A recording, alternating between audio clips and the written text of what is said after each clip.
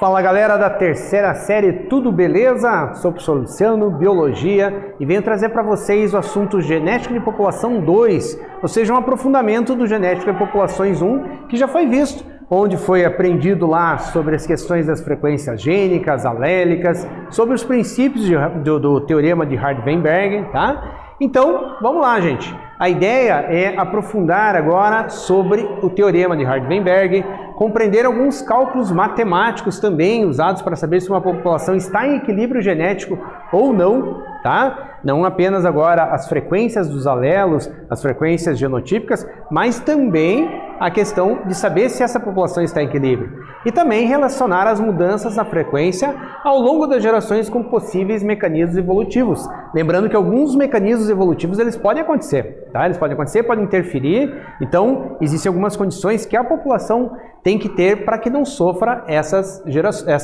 interferências, né? O que é esperado das frequências alélicas em uma população após 5 gerações? Então pensa lá, gente, 5 gerações, né? Vamos pensar numa população humana, por exemplo, que tem uma estimativa de vida grande em relação a um animal, por exemplo, invertebrado e tal, e que essas populações ao longo de 5 gerações podem ou não sofrer alterações. O que você espera? Que elas mudem? Você espera que elas permaneçam iguais? Ou, por fim, você espere que ocorram ambas as condições, que elas mudem e que em algumas condições elas permaneçam iguais, dependendo da situação. Obviamente, a terceira. Vai ter algumas mudanças, sim, vão acontecer. Algumas situações vão permanecer iguais, mas tudo vai depender dos fatores evolutivos que podem estar exercendo um papel sobre essa população. Então vamos lá, o Teorema de Hardy-Weinberg, que é um modelo matemático, né, que prevê as frequências genotípicas da próxima geração, tá, a partir das frequências alélicas da geração atual. Então pense lá, na geração 1, há séculos, tá? Qual é a previsão para a geração 2, a 2 para 3, e hoje, né, como seria previsto, né, a próxima geração a partir das frequências atuais.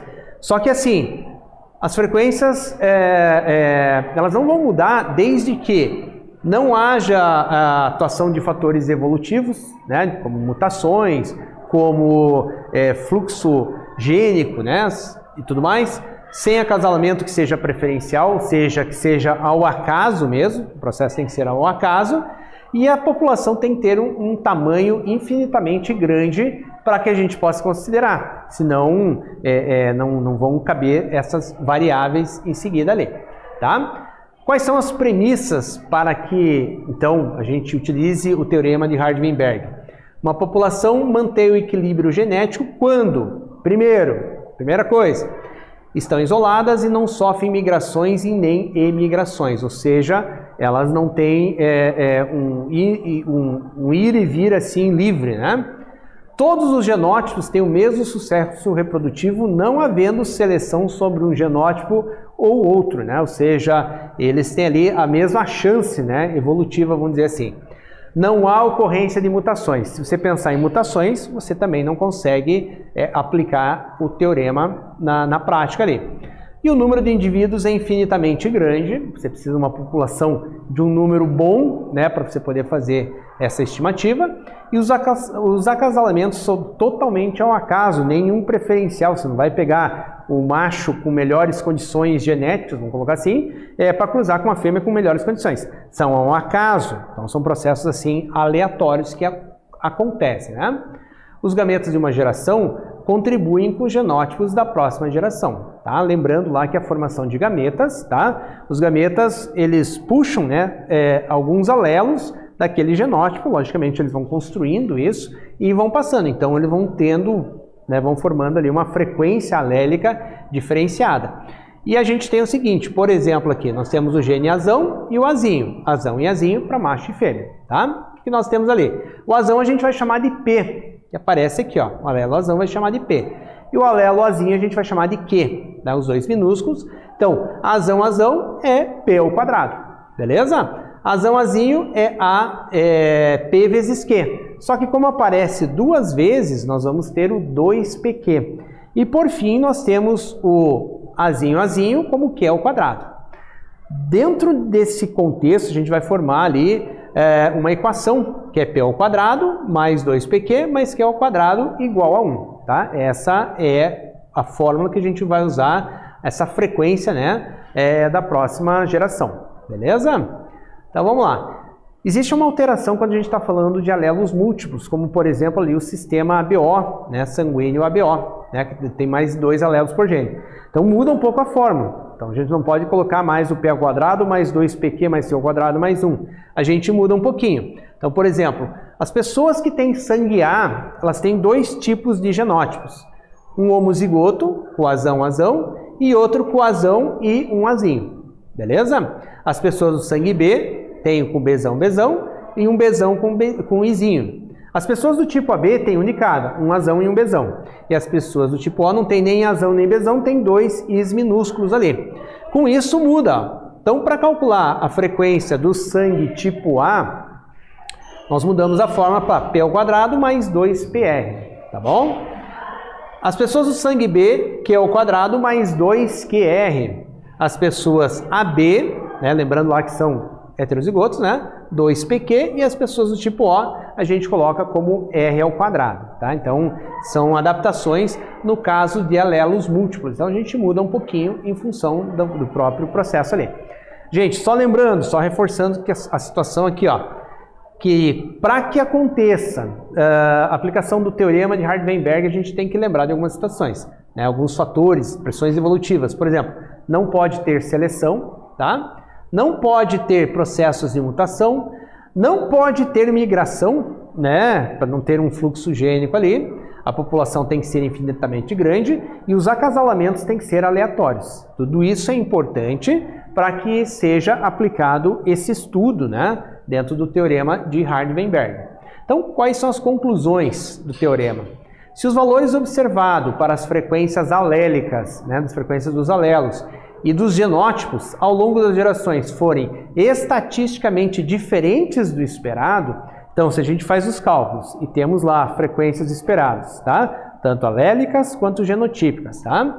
E o cálculo, a estatística de diferente do esperado, podemos concluir que fatores evolutivos atuaram sobre a população e que ela está sofrendo um processo de evolução, beleza? Lembrando que esse processo de evolução ele nunca é de um ano para outro. Ele é de milhares de anos ou milhões de anos que ele vai acontecendo, tá? Então, se os cálculos ali derem diferente do que é esperado, é sinal que está havendo sim processos evolutivos interferindo. Vou fazer um exercício resolvido aqui para vocês treinarem, para depois vocês fazerem um, ok? E um gene autossômico é aquele que não está ligado nem ao cromossomo X, nem ao cromossomo Y, né? Não é específico, né, de cromossomos sexuais, no caso humano ali, né? Vamos pensar assim. E um gene autossômico, a frequência do alelo azão é igual a 0,7 em uma determinada população constituída num total de 3.000 indivíduos. Então já temos a população total, beleza?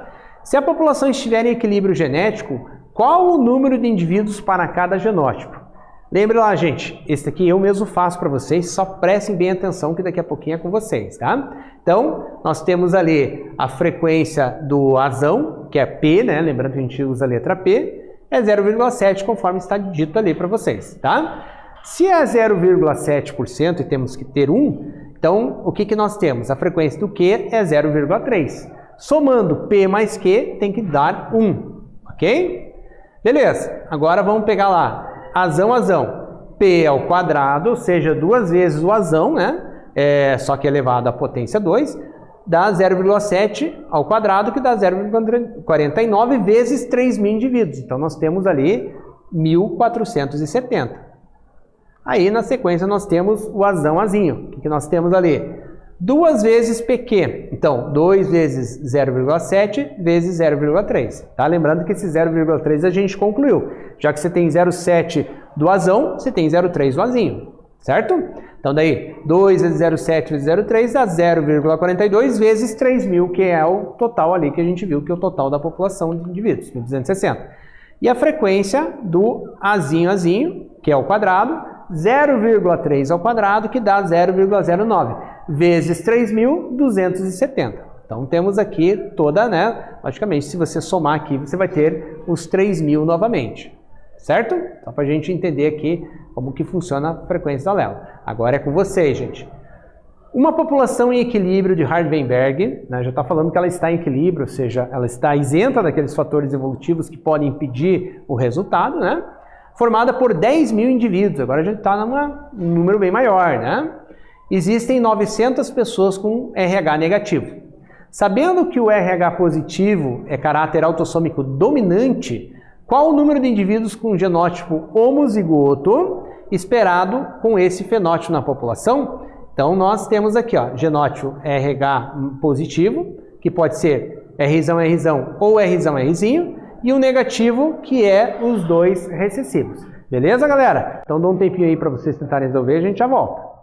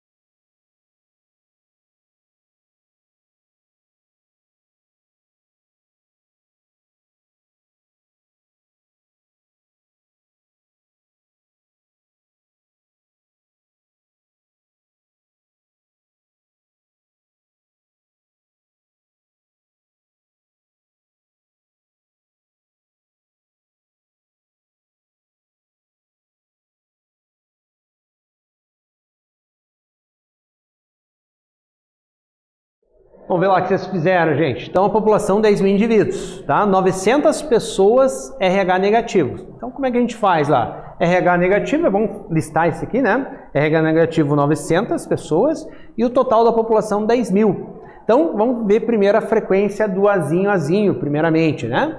O que a gente faz? 900 de RH negativo dividido por 10 mil, que é o total, frequência 0,09%. Se azinho é igual ao que é ao quadrado, tá? Dentro daquela lógica que a gente estava vendo, então A é igual à raiz quadrada do valor do que ao quadrado ali. A raiz quadrada de 0,09 é 0,3. Conhecendo o 0,3, a gente sabe que o azão vai ser 0,7, que tem que completar 1, né? 100% ali. Então a gente tem assim, ó, P mais Q igual a 1, então P igual a 0,7. Tem uma conclusão, uma dedução ali óbvia da situação. Muito bem, gente. Frequência de RH positivo agora homozigoto, tá? Rzão é Rzão. Então, Rzão é o P ao quadrado, 0,7 ao quadrado dá 0,49. Você faz ali o mesmo processo, número de indivíduos 0,49 vezes 10 mil, você vai ter 4.900 indivíduos Rzão, certo? Agora vamos já diretamente ao exercício 2 que eu deixo aí para vocês pensarem outra vez. Vamos fazer a leitura dele aqui. Ao avaliar uma população agora com 100 pessoas apenas, foi observado que 36 eram afetadas por uma doença genética, tá? Rara, condicionado por um gene autossômico recessivo. Podemos imaginar qualquer doença que vocês viram na genética lá. Qual será a porcentagem esperada de indivíduos com fenótipo normal para a próxima geração? Com vocês, já retornamos.